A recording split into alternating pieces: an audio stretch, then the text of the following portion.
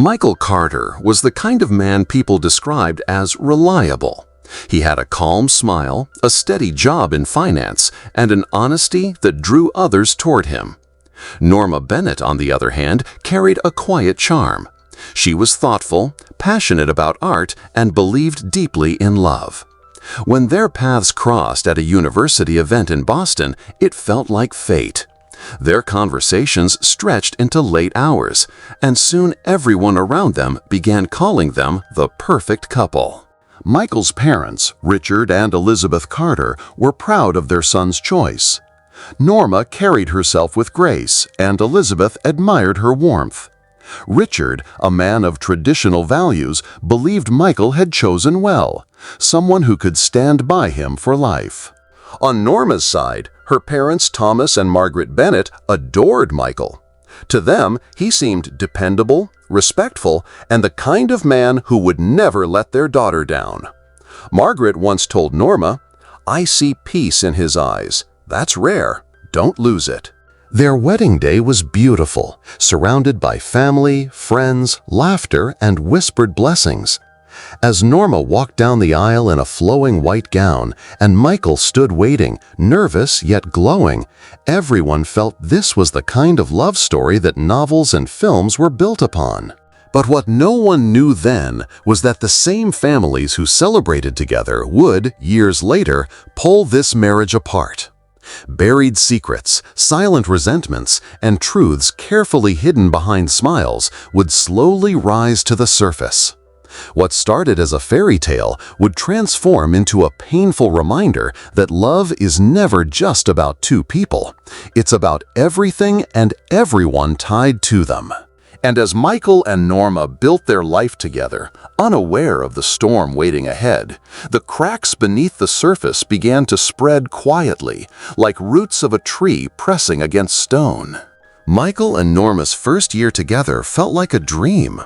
They moved into a modest apartment in the heart of Boston, decorated with pieces of Norma's art and Michael's neatly arranged books. Weekends were filled with long walks along the Charles River, late-night movie marathons, and small adventures like cooking new recipes together. But soon, reality stepped in. Michael worked long hours at the finance firm, climbing the ladder quickly, but coming home exhausted. Norma, meanwhile, tried to build her art career.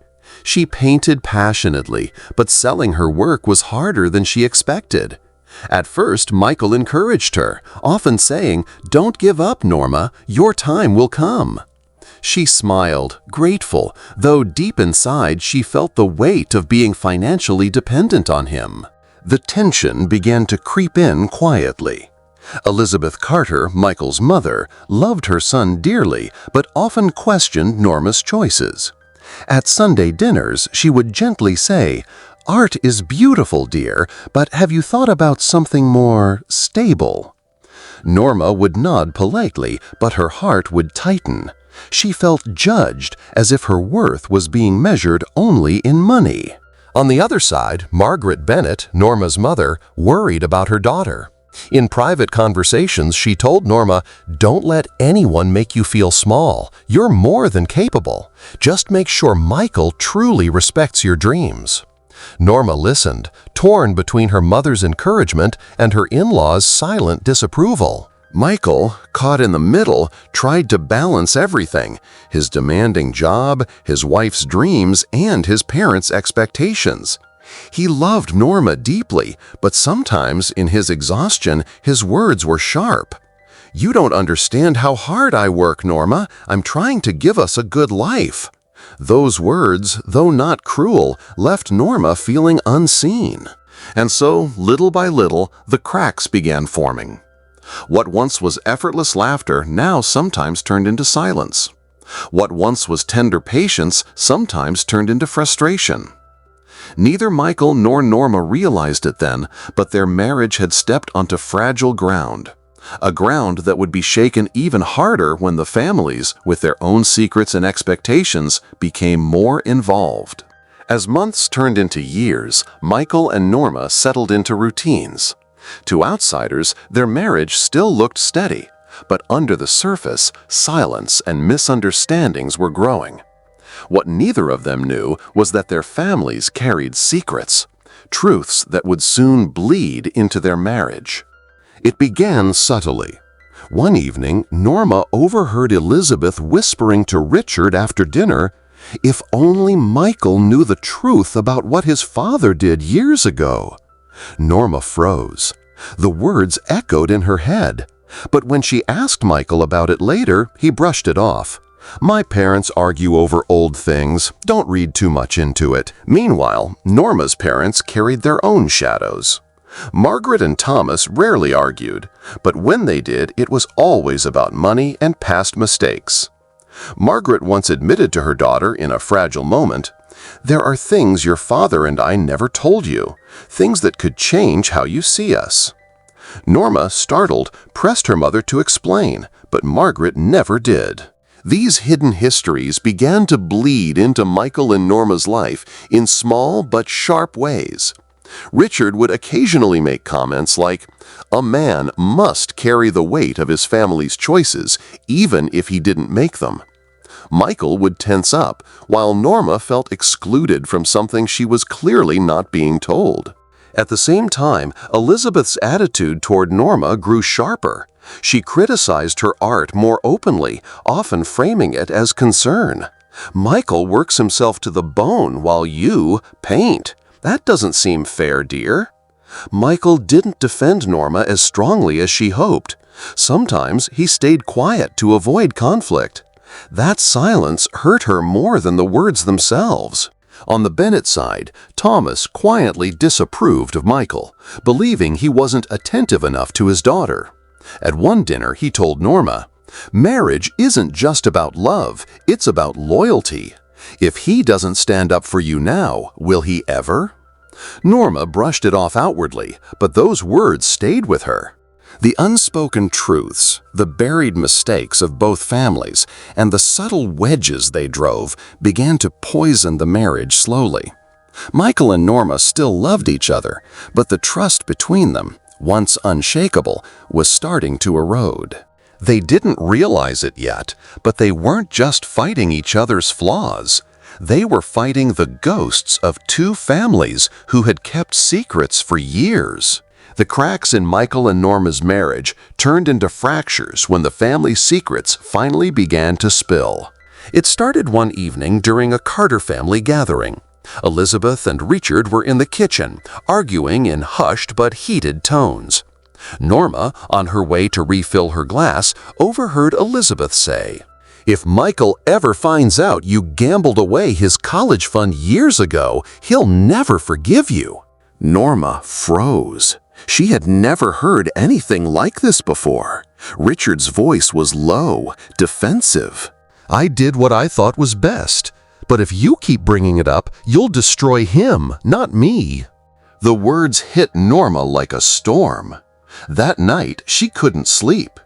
Should she tell Michael? Should she protect him from something that could shatter his trust in his father? Around the same time, Norma's mother, Margaret, finally revealed her own truth. Sitting across from her daughter at the kitchen table, she confessed in a trembling voice, "Norma, your father made mistakes too. Years ago, he had debts I covered without telling you. I kept it hidden to protect our family name." Norma stared at her mother, stunned. The perfect stability she thought her parents had was suddenly tainted. And worse, both families' histories seemed tied together by shame, silence, and broken choices. These revelations soon seeped into her marriage. Norma confronted Michael one evening, trying to open the conversation carefully. "Michael, do you ever feel like your parents aren't telling you everything about the past?" Michael frowned, already tired from work. "Why would you say that? They've sacrificed everything for me." Norma hesitated, then told him what she heard about his father. Instead of thanking her, Michael snapped, "You're listening to whispers and turning them into daggers. Why are you trying to put me against my family?" The argument grew louder, sharper. For the first time, Michael and Norma said things they couldn't take back. He accused her of letting her parents poison her mind. She accused him of never standing up for her, of choosing silence over truth. By now, dinners with either family had become unbearable. Every glance, every comment carried double meanings. Norma felt judged by the Carters, unsupported by Michael, and haunted by her own parents' secrets. Michael, in turn, felt pulled apart. Loyalty to his parents on one side, loyalty to his wife on the other. The love that once brought them together was now drowning in mistrust. They slept in the same house, but not in the same warmth. Their conversations were shorter. Their smiles were rarer. The foundation of their marriage, once so full of promise, was trembling. And soon it would collapse. By the time autumn arrived, Michael and Norma's home no longer felt like a home. The silence between them was louder than any argument they had ever had. What once was laughter-filled dinners turned into hurried meals eaten apart. They still loved each other deep inside, but the weight of secrets, judgments, and unspoken words had worn them down. The breaking point came during a family gathering meant to fix things. Both families sat at one table, Michael's parents, Norma's parents, and the couple themselves. What was supposed to be healing turned into a battlefield. Richard finally admitted the truth. Years ago, he had made poor financial choices, and Elizabeth had covered them with silence. Margaret, unable to hold it back any longer, revealed Thomas's past deaths, which she had kept hidden for decades. Suddenly, the room filled with accusations, defenses, and tears. Norma looked at Michael, waiting for him to finally stand with her. But instead, he defended his parents again, saying, "They made mistakes, but they're still my family." That sentence broke her heart. For years, she had hoped Michael would see how deeply she needed him, not as a perfect husband, but as her partner, her voice, her shield. Instead, she realized that while Michael loved her, he could never detach himself from the grip of his family. The next morning, Norma quietly packed her bags. Michael stood in the doorway, his face pale. "Is this it?" he asked, voice trembling. Tears filled Norma's eyes. "We've been fighting battles that aren't even ours. I can't carry their secrets anymore, Michael. And I can't keep fighting for us alone." There was no screaming, no dramatic scene, just silence, sadness, and the unspoken truth that their marriage had reached its end. Within weeks, the divorce papers were signed. Two people who once promised forever were now walking on separate paths. Yet, life did not end there. Norma moved back in with her parents, this time with a new understanding. Even parents are imperfect, and even love cannot survive without trust and protection. She returned to her art, pouring her pain into canvases that touched strangers with raw emotion. Michael stayed close to his family, but the absence of Norma haunted him. He finally realized, too late, that love cannot survive when one chooses silence over honesty or family pride over partnership. Their story became a quiet reminder. Love is not just about affection. It is about choosing each other every single day, even when families, pasts, and secrets try to stand in the way. Secrets don't just belong to those who keep them. They ripple outward and break hearts that never deserved the pain. And sometimes, the greatest tragedy is not that two people stop loving each other, but that they forget how to fight together instead of against one another.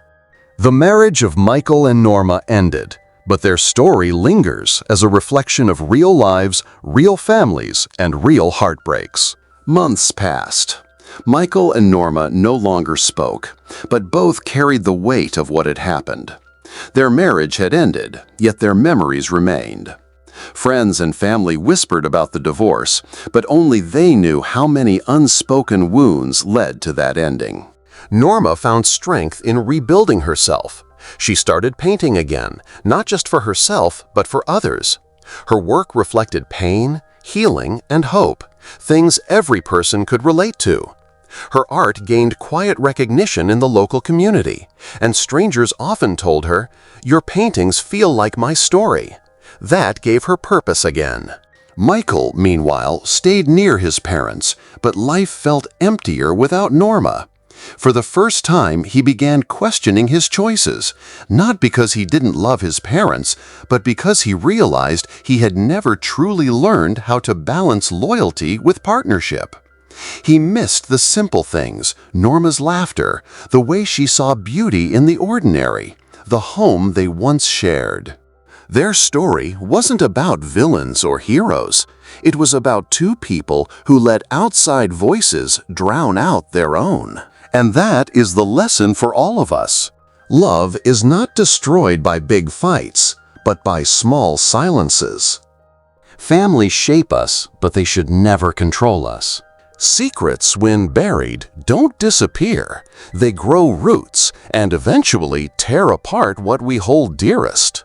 Most importantly, a marriage isn't just about love. It's about protecting each other, even from the ones closest to us.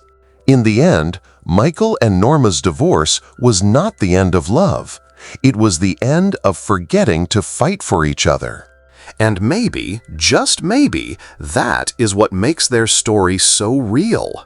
Because behind every picture-perfect family, there are truths untold, choices unmade, and hearts silently breaking. Michael and Norma's story reminds us that love alone is never enough. Trust, honesty, and standing by each other matter more than anything. When families and secrets come between two hearts, even the strongest bond can break. So, if you have someone you love, choose them, protect them, and never let silence end what love has built.